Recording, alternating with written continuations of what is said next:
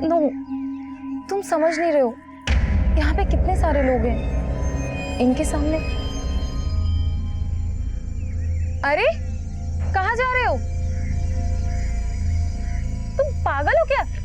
ये किसका बच्चा उठा लाए? इसमें किसी का बच्चा नहीं है। देख देख, खाली है। खाली है तो फिर हमारे किस काम का? वहां भी तो बेकार ही पड़ा था, कम से कम हमारे किसके तो काम आएगा।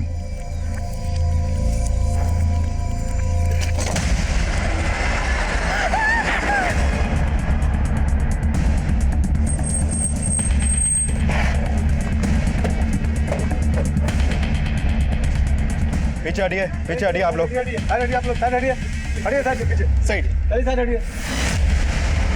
सर हम झूठ नहीं बोल रहे, ये प्रेम वहाँ लवारिस पड़ा हुआ था। सोने सर, दोनों का फोन नंबर और एड्रेस लो। सर, लाश का सर गायब है और बॉडी को कई टुकड़ों में काटकर इन बच्चों के कपड़ों में भरा गया है और प्रेम के निचले वाले हिस्से में डालकर बॉडी को यहाँ पे डंप किया गया। सर, बॉडी को यहाँ गार्डन में लाकर डंप किया गया तो किसी ने तो देखा होगा। सर गार्डन और गार्डन के आसपास कहीं कोई सीसीटीवी नहीं है, लेकिन लोगों से पूछताछ चल रही है, शायद किसी ने कुछ फिटनेस किया हो। बॉडी को पोस्टमार्टम के लिए भेजिए। हो गया। नमस्कार, आदाब। मैं inspector Adil Khan, crime petrol Dastak में आपका स्वागत करता हूं। मैंने अपने करियर में कई मर्डर केसेस सॉल्व किए, लेकिन यह केस काफी लिहाज से अलग था। लाश को ठिकाने लगाने के लिए कोई प्रेम का इस्तेमाल करे, ऐसा मैंने पहले कभी नहीं देखा था। और जो लाश हमें मिली थी वो मंजू शर्मा नाम की एक लड़की की थी। लाश को 22 टुकड़ों में काटा गया था और लाश का सर गायब था, लेकिन 3 महीने बाद भी हम उसकी पहचान पता नहीं कर पाए थे। अब ये केस बैकलॉग में चला गया, लेकिन 3 महीने बाद फिर से वही माहौल बना जिसने हम सबको हिला के रख दिया।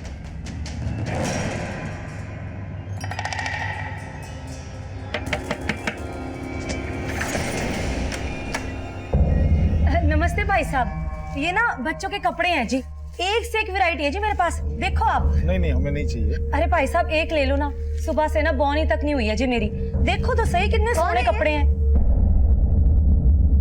तो ये बच्चों के कपड़े बेच रही, देखो कुछ चाहिए था तुम्हें? ये ना मेरे पास बच्चों के कपड़े हैं जी, एक से एक वैरायटी है, देखो ये तो गुड़िया पे बहुत ही फबेगा जी, कितनी प्यारी बच्ची है। और प्राइस क्या है? अरे आप प्राइस की टेंशन ना लो जी, एक काम करो आस पड़ोस वालों को भी बुला लो, ज्यादा लोग लेंगे ना तो दाम कम कर देना है मैंने।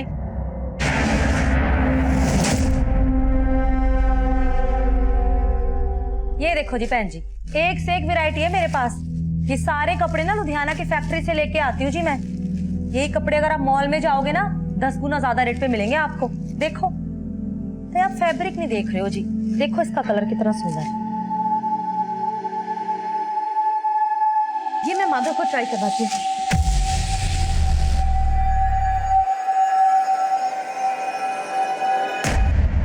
बेटा मैं रोटी और ला रहा हूँ। अरे परमीला भाभी, आपने तो पूरा मार्केट लगा दिया आज। अरे बहन जी तुसी भी देखो ना कितने सोने सोने पीस है, ये देखो।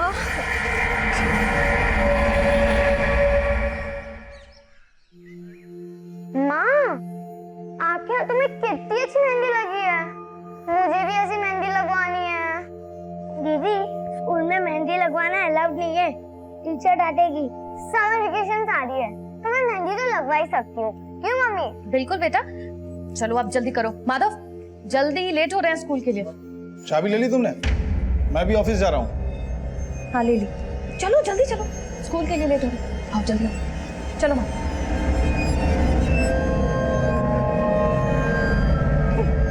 आराम से।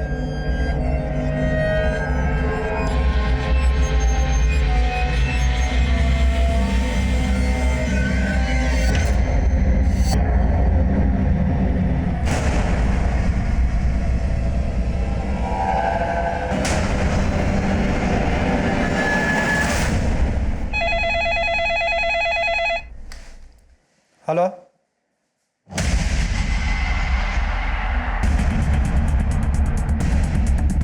चेक करो। सर, वो लावारिस बैग पड़ा देखा तो यहाँ के लोगों ने कंट्रोल रूम में फोन किया। हमने चेक किया तो देखा ये बैग लाश के टुकड़ों से भरा पड़ा है। सर ये देखिए, हाथों में मेहंदी लगी है, पक्का ये लाश किसी औरत की है। लेकिन सर इसका सर गायब है। 3 महीने पहले हमें प्रेम में जिस औरत की कटी हुई लाश मिली थी उसका भी सर गायब था। सर मॉडस ऑपरेंडी सेम है, लेकिन हम उस औरत की पहचान पता नहीं कर पाए थे। और यहाँ भी क्रिमिनल ने इस औरत की पहचान पता करने का कोई क्लू नहीं छोड़ा।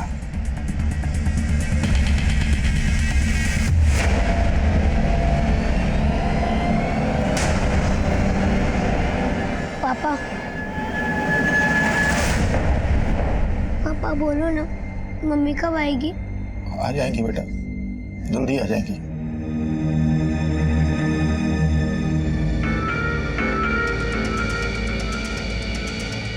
सर बॉडी को कई टुकड़ों में काटा गया है और सिर भी गायब है। सर 3 महीने पहले जो लाश हमें प्रेम में मिली थी उसको भी कई टुकड़ों में काटा गया था।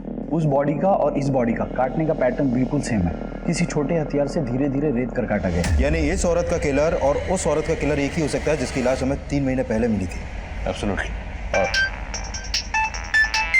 एक्सक्यूज मी, बोले यादव। सर साईनगर थाने में प्रमिला नाम की एक औरत की मिसिंग कंप्लेंट फाइल हुई थी। सर कंप्लेंट उसके पति गोविंद ने दर्ज करवाई थी।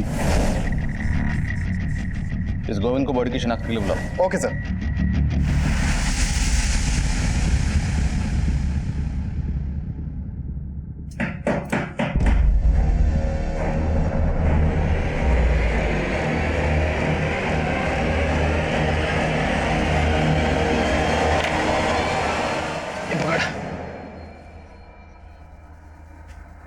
लुधियाना से तो तू कल ही निकल गया था और तू अब घर आया है। कहाँ पर था इतनी देर से? था कुछ काम। क्या काम था? साला इतनी दूर तो टेम्पो चला के आया और ऊपर से तो सवाल जवाब शुरू कर रही है। फिर चाय बना दे, बहुत थक गया हूं मैं। एक दरवाजे से दूसरे दरवाजे जा जाके ना मैं भी बहुत थक जाती हूँ। जानता हूँ, पर एक चाय तो बना दे। रुक, तू ना ये सब्जी काट दे। खाना खाना है ना तो मदद करनी पड़ेगी मेरी।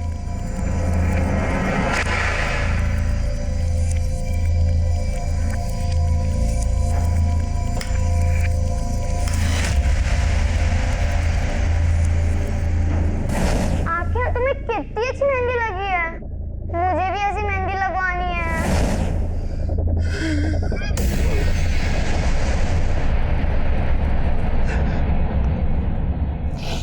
कल आखिरी बार मेरी प्रमिला से फोन पे बात हुई सर। गोविंद, आज आप फिर टिफिन ले जाना भूल गए?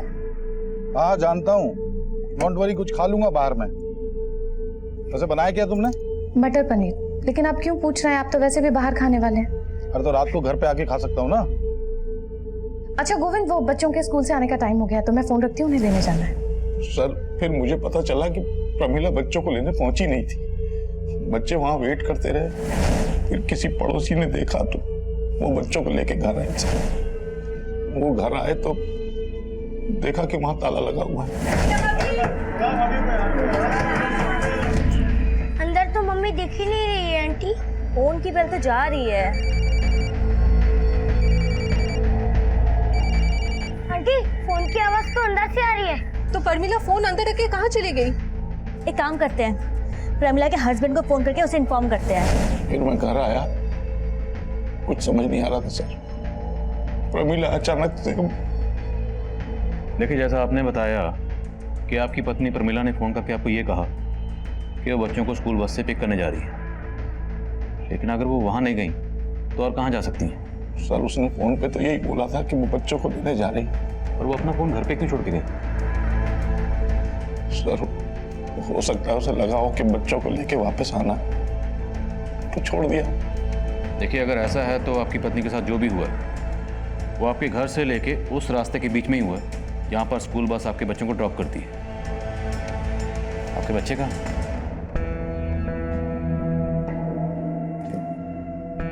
अरे आप लोग खाना क्यों नहीं खा रहे हो? देखो मम्मी आ जाएंगी। अगर यहाँ मन नहीं लग रहा तो हमारे घर चलो, बादल भी स्कूल से आ जाएगा, फिर खूब मस्ती करेंगे, खेलेंगे और खाना भी साथ में खाएंगे। चले? मुझे कुछ नहीं खाना आंटी। बेटा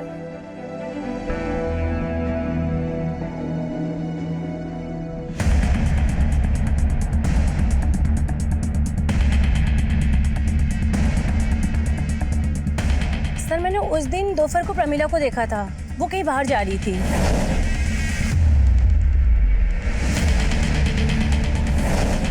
तो उस दिन प्रमिला को देख के आपको लगा कि वो कुछ अपसेट है या आपको कुछ अजीब लगा? नहीं सर, ऐसा कुछ भी नहीं लगा, क्योंकि वो हर रोज बस स्टॉप जाती थी बच्चों को लेने। बेटा अब बड़े हो ना, समझदार हो, भाई को समझाओ ना। मम्मी आ जाएगी जल्दी। पापा पापा मम्मी कहाँ है? मम्मी आएंगी बेटा, मम्मी आ जाएंगी।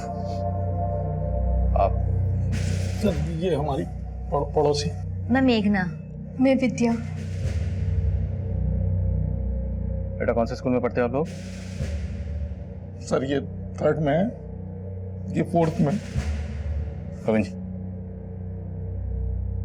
देखिए आपकी पत्नी की लाश यहाँ से 10 किलोमीटर दूर सिंधुजा में मिली। आपको किसी पर शक, किसी से कोई झगड़ा या दुश्मनी? नहीं सर, ऐसा तो कुछ समझ नहीं आ रहा। प्रमिला जी वर्किंग थी या हाउसवाइफ? सर थी तो हाउसवाइफ, लेकिन साथ साथ में शेरूल की मेंबरशिप ले रखी थी। शेरूल मतलब? शेरूल एंटरप्राइजेस। सर ब्यूटी प्रोडक्ट बनाते हैं ये लोग। तो प्रमिला आसपास पड़ोस में और रिलेशन में ये प्रोडक्ट बेचती थी।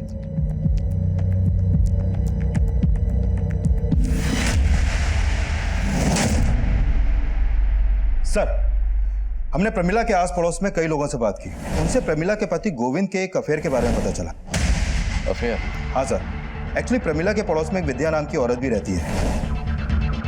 सर ये विद्या अभी 4 महीने पहले ही अपने पति के साथ वहां पर शिफ्ट हुई थी। इसका पति ऑफिस टूर पे ज्यादातर बाहर ही रहता है सर, और इस गोविंद का इस विद्या के घर में काफी आना जाना है। सर गोविंद और विद्या का पक्का अफेयर था, तभी तो प्रमिला को शक था गोविंद पर। शक?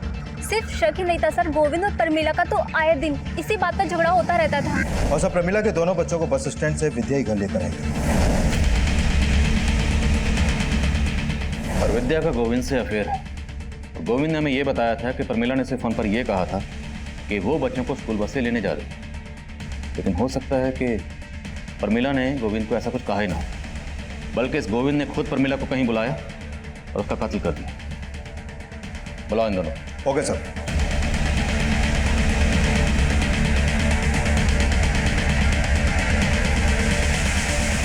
बेटा आंटी बोले कुछ खा नहीं रहे थे, कुछ खा लो ना।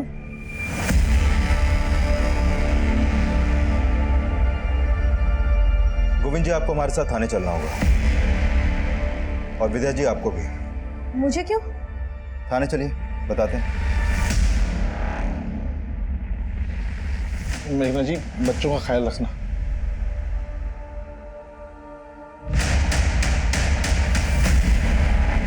सर आप बेवजह हम पे शक कर रहे हैं सर। हम शक नहीं कर रहे, बल्कि हम तो मान रहे हैं कि तुम दोनों ने प्रमिला का मर्डर किया। नहीं सर, हम दोनों ने ऐसा कुछ नहीं किया है। अच्छा, इसके बच्चों को स्कूल बस से लेने तुम ही गई थी ना? हाँ सर। अब तुम बोलो, प्रमिला को कहाँ बुलाया और कहाँ उसका मर्डर किया? सर ये क्या कह रहे हैं आप सर? हम लोगों ने ऐसा कुछ नहीं किया सर। सर मैं अपने बच्चों की कसम खा के कह रहा हूँ, नहीं किया सर कुछ भी। सर मानते हैं हमारा रिश्ता गलत है, लेकिन प्रमिला के मर्डर से हमारा कोई लेना देना नहीं है सर। हाँ सर।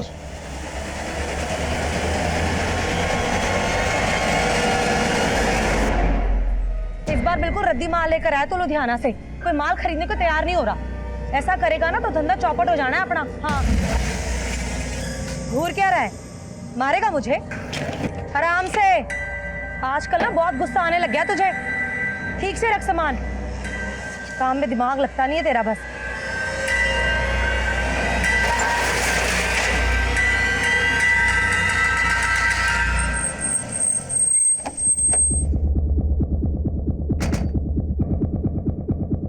सर ये प्रमिला की postmortem report.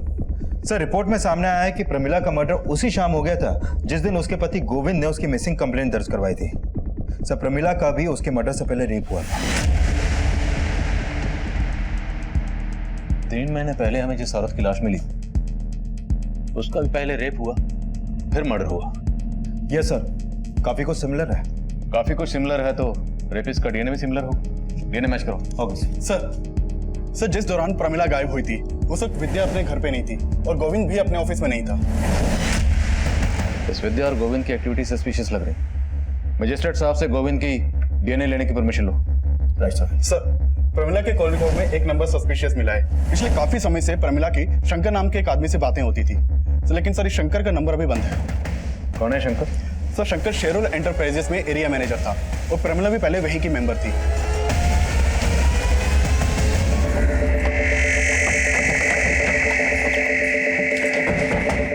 Yes sir, Shankar पहले हमारी कंपनी में था, उसी ने प्रमिला को हमारी कंपनी में इंट्रोड्यूस किया था, पर सर बाद में प्रमिला ने उसकी कंप्लेंट की सर। कैसी कंप्लेंट? शेरोल एंटरप्राइजेस का जो प्रोडक्ट इस बार मेरे बनाए हुए मेंबर्स को अलॉट हुआ है वो नकली है। ये आपसे किसने कहा? अरे किसने कहा मतलब, मैंने खुद चेक किया है। देखिए मैम, आप इधर आइए। मुझे कहीं आने की जरूरत नहीं है, आप मेरी बात सुनिए। शेरोल एंटरप्राइजेस का टैग उस प्रोडक्ट पे है लेकिन प्रोडक्ट नकली देखिए है। मैम, आप आराम से बात कीजिए, मैं आपको प्रमिला की कंप्लेंट जायज़ थी सर। हमने इंक्वायरी की तो पता चला कि सिर्फ प्रमिला नहीं, ऐसी कई और औरतों को भी चीट कर रहा था सर। एक्चुअली शंकर थोड़ा सा कैरेक्टरलेस था। थोड़ा सा मतलब? Actually he is a womaniser. हमारे ऑफिस में काम करने वाली और भी कई फीमेल एम्प्लॉयज़ ने उसकी कंप्लेंट की। हमारी कंपनी की रेपुटेशन का सवाल था तो हमें उसे जॉब से निकालना पड़ा। आपने शंकर को जॉब से कब निकाला? यही कोई 15-20 दिन पहले। उसका फोन बंद है, उसका एड्रेस तो होगा आपके पास?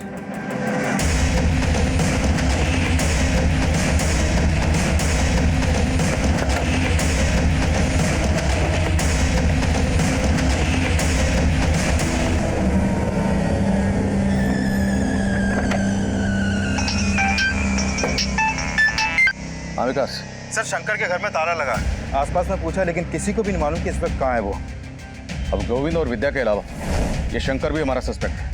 इस शंकर के लिए लुकआउट नोटिस जारी करो।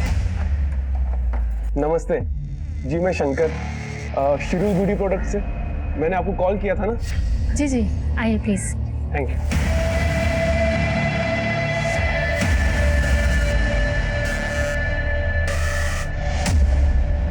चाय कॉफी कुछ?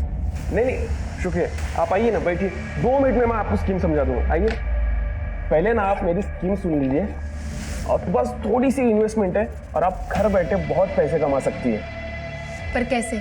बहुत ही सिंपल है मैम। जैसे ही आप हमारी कंपनी की मेंबरशिप लेंगी तो आपको एक ऐसी प्रोडक्ट किट दी जाएगी और आप अपनी ही तरह बाकी लोगों को भी ये प्रोडक्ट बेच के अच्छे पैसे कमा सकोगी। और हाँ मैम, हमारे कंपनी से आपको अच्छे बेनिफिट्स भी मिलेंगे और अच्छी मार्जिन भी मिलेगी।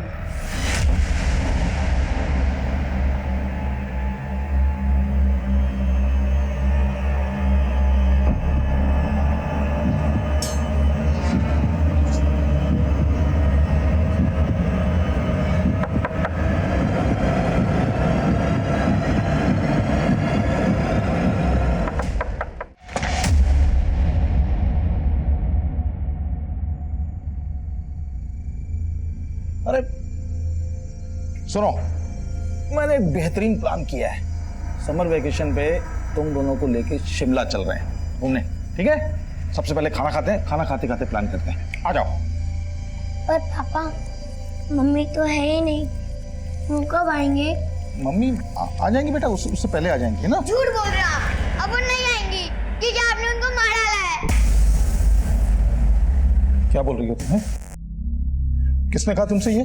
सब यही कहते हैं कि आपने और विद्या आंटी ने मिलकर मम्मी को मार डाला। झूठ बोलते हैं सब बेटा, ऐसा कुछ नहीं किया। आप झूठ बोल रहे हो। अब आप हम दोनों को भी मार डालोगे ना? बेटा ऐसा मत बोलो। मुझे ऐसे बात नहीं करनी। चलो माधव। तृप्ति, माधव, बेटा तृप्ति, बेटा बेटा दरवाजा खोलो तृप्ति। माधव,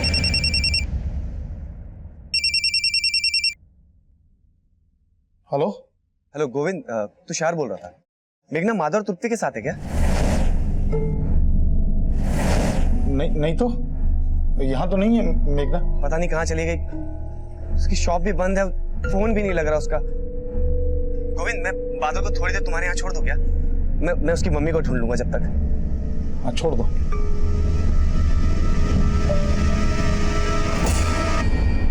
बहन जी, आप एक काम करो, बच्चा मुझे दे दो, आप ना आराम से देखिए। लो। अच्छा जी, संभाल।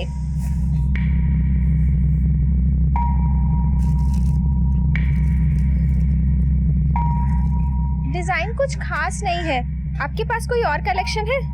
जी कलेक्शन तो बहुत है मेरे पास, लेकिन वो क्या है ना, जल्दबाजी में मैं लेके नहीं आ पाई। आप ना एक काम करो, आप ना मेरे गोदाम में आ जाओ, वहाँ ना आपको बहुत सारी वैरायटी देखने को मिलेगी जी। पर बहन जी आपका गोडाउन कहाँ है? आप एक काम करो, पेन और पेपर ले आओ, मैं गोडाउन का एड्रेस लिख के दे देती हूँ आपको। अभी लाई। हाँ।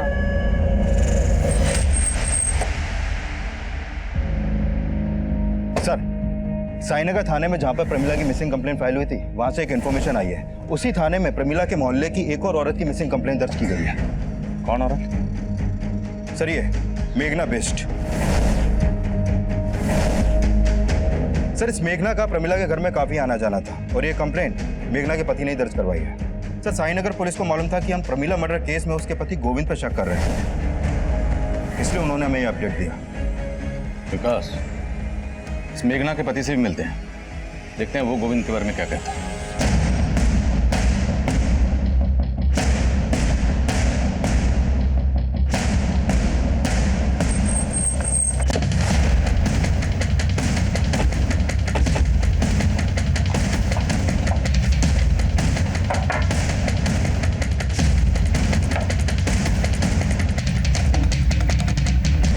सर, साईनगर थाने की पुलिस भी मुझसे विद्या और गोविंद के बारे में पूछ रही थी, क्योंकि उनको डाउट था कि प्रमिला के मर्डर में उन दोनों का हाथ हो सकता है। लेकिन मेरी बीवी को लगता था कि प्रमिला के मर्डर में गोविंद और विद्या नहीं हो सकते।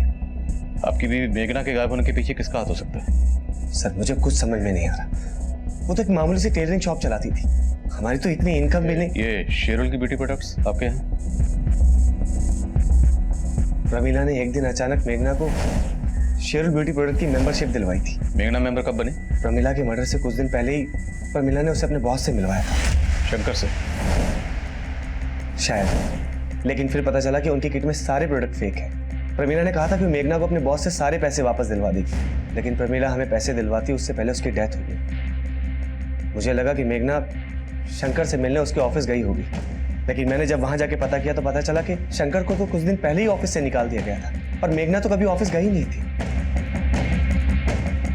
सर, हम मानते हैं कि प्रमिला के साथ मेघना को भी शंकर ने चीट किया होगा, पर सर मेघना यहाँ कभी नहीं आई। और सर, हम तो आपको पहले ही बता चुके हैं कि शंकर को हमने जॉब से निकाल दिया था। सर, पहले प्रमिला का मर्डर और अब मेघना गायब, और इन दोनों का कनेक्शन इस शेरुल एंटरप्राइजेस से ही जुड़ा हुआ है। सर, कहीं ऐसा तो नहीं कि प्रमिला की तरह इस मेघना को भी शंकर ने गायब किया हो? तो शंकर के घर पे ताला लगा हुआ है और उसका फोन बंद है। ये मेघना शंकर के टच में आई कैसे? मेघना के कॉल रिकॉर्ड निकलो, हो सकता है उसमें शंकर का कोई दूसरा नंबर। मंजू तब तक हमारे लिए एक अनजान लाश थी, और प्रमिला मर्डर केस का मंजू के केस से कोई ताल्लुक था या नहीं, ये तब हम श्योर नहीं थे। और प्रमिला मर्डर केस में हमें उसके हस्बैंड गोविंद का मोटिव नजर आ रहा था, और शंकर भी प्राइम सस्पेक्ट बन के सामने आया था। और अब मेघना मिसिंग केस भी मेघना मर्डर केस में तब्दील होने वाला था।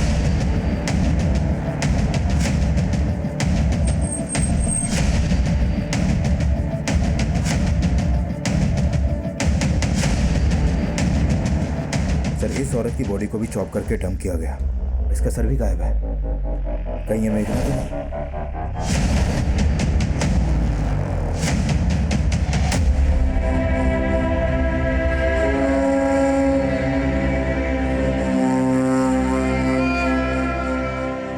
तीनों मर्डर्स में मॉडस ऑपरेंडी सेम है, तो कातिल भी सेम ही होगा। प्रमिला और मेघना के मर्डर्स में ये शंकर कॉमन, तो पूरे चांसेस हैं कि जिस औरत की लाश हमें 3 महीने पहले भी इस प्राइम में मिली थी, उसका कातिल भी यही शंकर होगा। सर, शंकर का नेटिव एड्रेस कानपुर का है, वहाँ इसके पेरेंट्स रहते हैं, लेकिन ये काफी टाइम से कानपुर गए नहीं। लेकिन कानपुर पुलिस की इसके पेरेंट्स पे नजर है। इस शंकर का मिलना बहुत जरूरी है, इससे पहले कि किसी और औरत को अपना टारगेट बनाए। We have to catch him. Right sir? तुम बहुत मजाकिया हो। वैसे मुझे तुम्हारी स्किन पसंद है। और मैं? क्या? अरे मजाक कर रहा था यार। वैसे अब तुम घर बैठे लाखों कमा सकती हो, क्योंकि अब तुम हमारी स्पेशल मेंबर भी बन गई हो, और स्पेशल मेंबर के लिए स्पेशल गिफ्ट। गिफ्ट? मेरे लिए?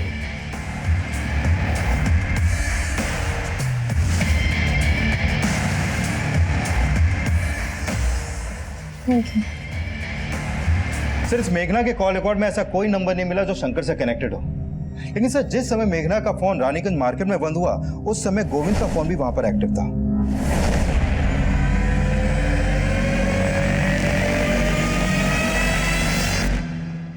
दीदी, पापा झूठ नहीं बोल रहे, वो हमसे बहुत प्यार करते हैं, और अब बिना वजह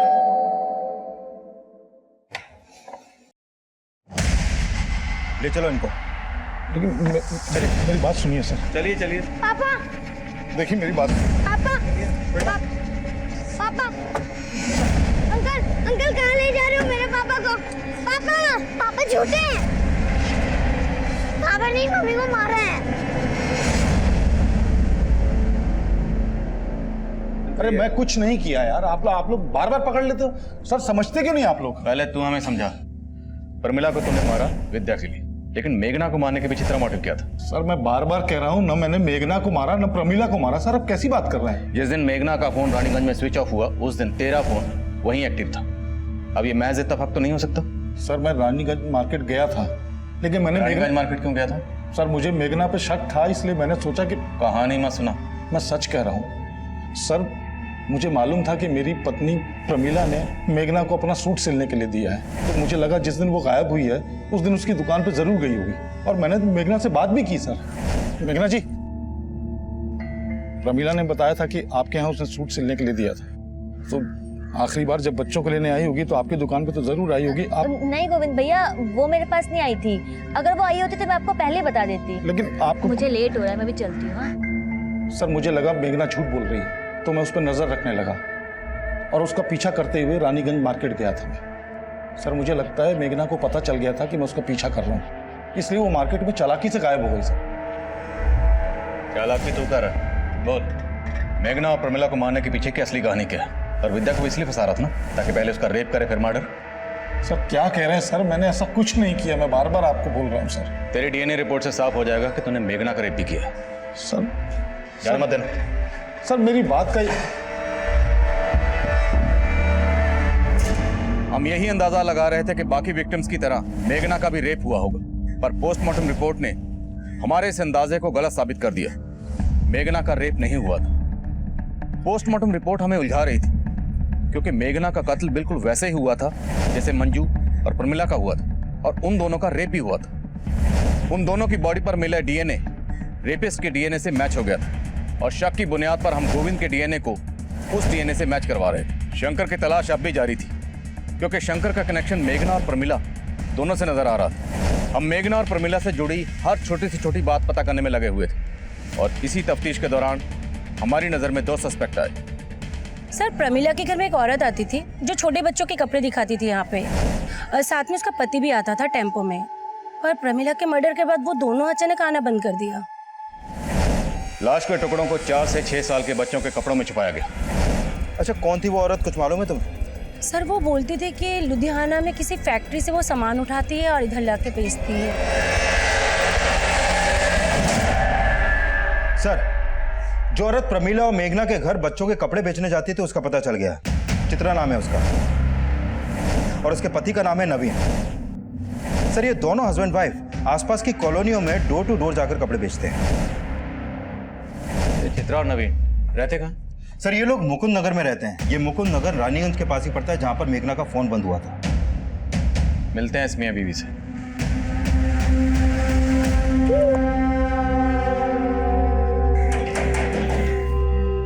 जी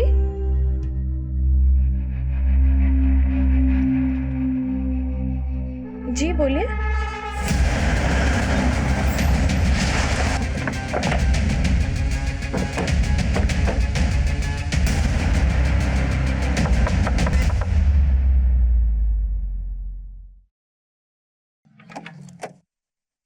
चित्रा जी चेक करो सब्जेक्ट। अरे कोई भी गाना छोड़ना है ये सब आप कोई ना क्या कोई कर रहे जरूर मिलेगा। चेक कर। हैं? अरे मेरे घर में इस तरीके से छानबीन क्यों कर रहे हैं सर? अभी पता चलेगा। सुना तो डोर टू डोर जाकर डिलीवरी नहीं करती, कस्टमर को अपने डोर तक भी बुलाती। कितनी औरतों को बुलाया अभी तक? सर ये आप क्या कह रहे हैं? मुझे कुछ समझ में नहीं आ रहा है। सब समझ में आ जाएगा। ये कपड़े तो नहीं बेचे हैं ना? नहीं सर, ये कपड़े मैंने किसी को नहीं बेचे जी। अच्छा, तब तो तू इस आदमी को भी नहीं जानती होगी। नहीं सर, मैं इस आदमी को भी नहीं जानती। तेरा पति कहाँ है? जी वो तो लुधियाना गया हुआ है। झूठ बोलती है? मैडम जी मैं झूठ नहीं बोल रही हूँ, सच बोल रही तेरे हूँ। पति का फोन नंबर और टेम्पो का नंबर बोल। देखो सर जी। सर चित्रा के पति नवीन का नंबर अभी रानीगंज में एक्टिव है, और उसकी बीवी बोली थी वो लुधियाना गया। उसके फोन की एग्जैक्ट लोकेशन ट्रैक करने के लिए कहो और बोलो तुरंत मेरे फोन पे भेजें। सर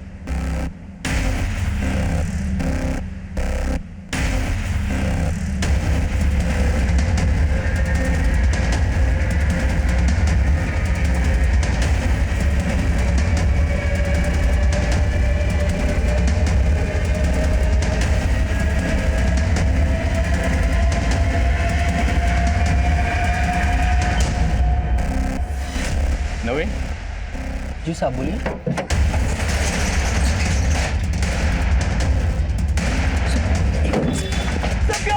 साहब बोलिए साहब। सर देखिए,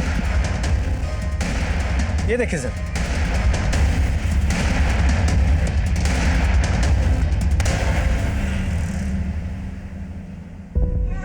ये बच्चा कहाँ से आया? साहब मुझे नहीं पता है बच्चा मेरे टेम्पो में कैसे आया साहब। तो औरतों का रेप और कत्ल करने के साथ साथ बच्चे भी चुरा के बेचता है। साहब मैं सच बोलता हूँ, पता नहीं बच्चा कैसे आया टेम्पो में साहब। साहब यकीन मानिए मैंने कुछ नहीं किया साहब। तू जो करता तेरी बीवी भी जानती है ना। सीधा सीधा बोल वरना उधेड़ के रख देंगे। साहब मैं लुधियाना जा रहा था, वो रानीगंज मार्केट से गारमेंट वाले का पेमेंट उठाना था, इसलिए मैं वहां रुक गया। आप चाहे तो पता कर सकते हैं। ये ऐसे नहीं मानेगा, उधेड़ो ऐसे बोल। साहब मैंने कुछ नहीं किया साहब। साहब मैंने कुछ नहीं किया। साहब मैंने कुछ नहीं किया। साहब सर, इस नवीन को बहुत तोड़ा, लेकिन वो किसी भी मर्डर में अपना हाथ होने से इनकार कर रहा है। और मैंने कंफर्म किया कि वो आज वाकई में रानीगंज के गारमेंट शॉप से अपना पेमेंट लेने गया था। मुझे सर नवीन की बीवी चित्रा ने उस बच्चे को आइडेंटिफाई किया है जो उनके टेम्पो में मिला था। उसने बताया कि वो बच्चा उसकी एक कस्टमर अनुषा का है। लेकिन सर चित्रा इस बात से खुद हैरान है कि बच्चा उसके पति नवीन के टेम्पो में कैसे पहुंचा। अनुषा, पता करो ये अनुषा कहाँ रहती। सर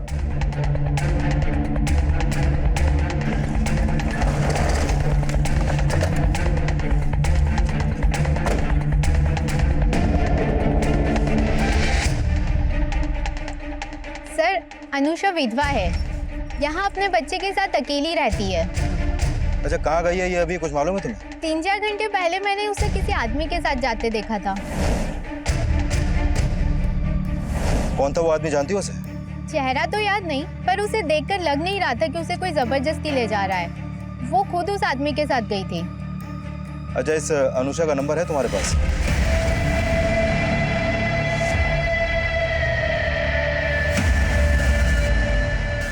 सर, अनुषा का फोन भी रानीगंज मार्केट में बंद हुआ था। रानीगंज? और रानीगंज से हमने नवीन को पकड़ा था बच्चे के साथ।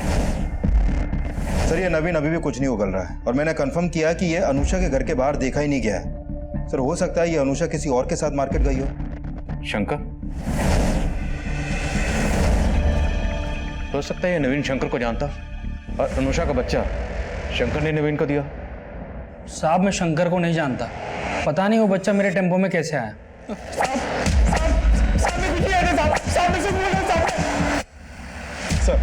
सर शंकर के पेरेंट्स का नंबर हमारी सर्वेलेंस पे था। सर, शंकर के पेरेंट्स के नंबर पे इस नंबर से फोन आया था। जब इस नंबर के बारे में पता किया तो पता चला कि ये शंकर का ही दूसरा नंबर है जो आगरा के एड्रेस पर रजिस्टर्ड है।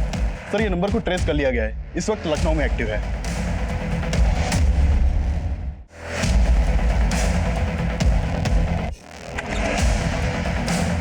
शंकर कहाँ? क्या बात है सर? चेक करो। अरे बात क्या है? अंदर चेक करो, सब जगह चेक करो। क्या कर रहे हैं ये?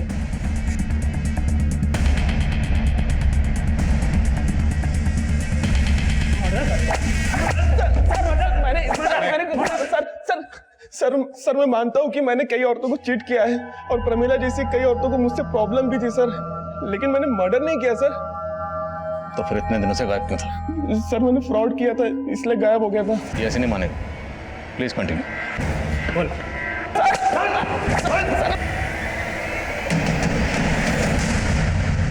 तृप्ति बेटा,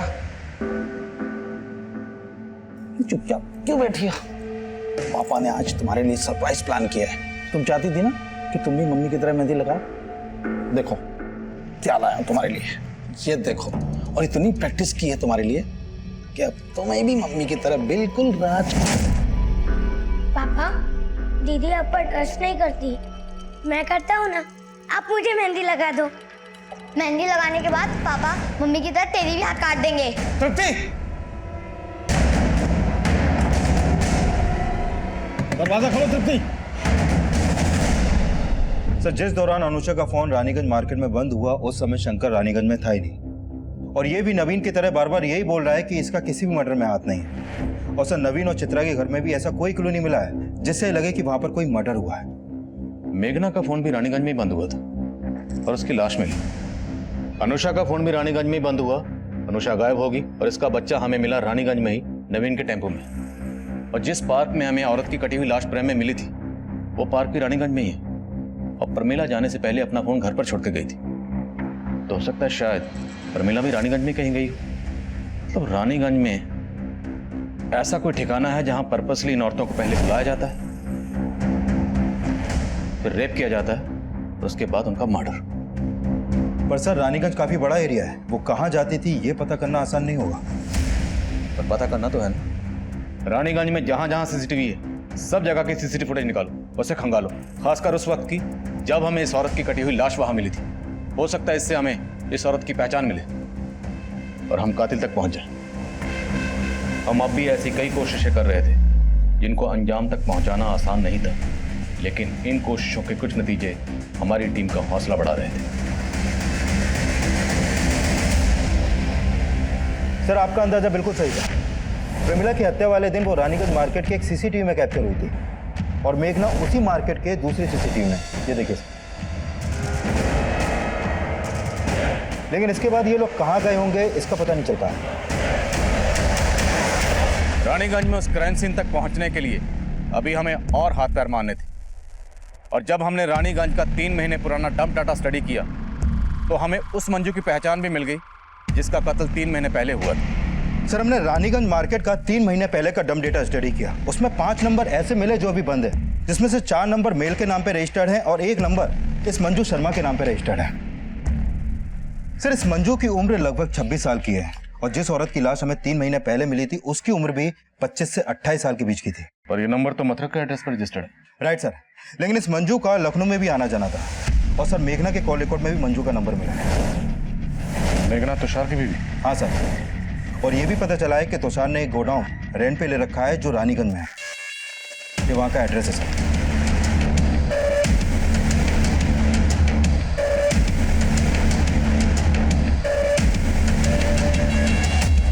साला सारा कसूर मेरी खोपड़ी का है। सेक्स के सिवाय मुझे कुछ दिखता ही नहीं।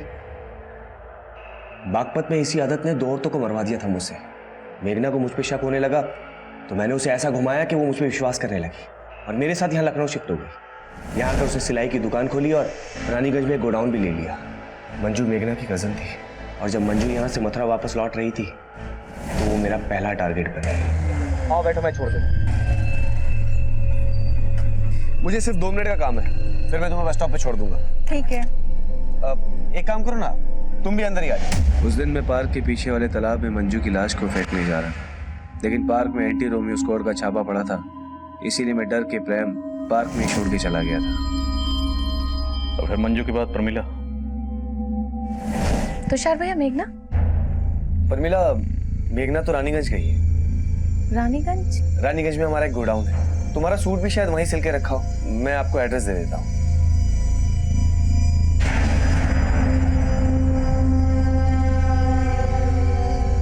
मंजू और प्रमिला के मर्डर के बाद मेघना को मुझ पे शक होने लगा, इसलिए मुझे उसे भी रास्ते से हटाना पड़ा। इसलिए बहाने से मैंने उसे गोडाउन पे बुलाया और फिर मेघना के मर्डर के बाद मैं डर गया था कि मैं फंस जाऊंगा, इसलिए खुद को बचाने के लिए मैंने एक तरफ शंकर का नाम लिया, दूसरी तरफ मैं नवीन और चित्रा के लिए गड्ढे खोद रहा था। पहले भी मैंने उन्हें रानीगंज में देखा था, उनका घर गोडाउन के बिल्कुल नजदीक था, और फिर एक दिन मैंने प्रमिला के घर उनको देखा।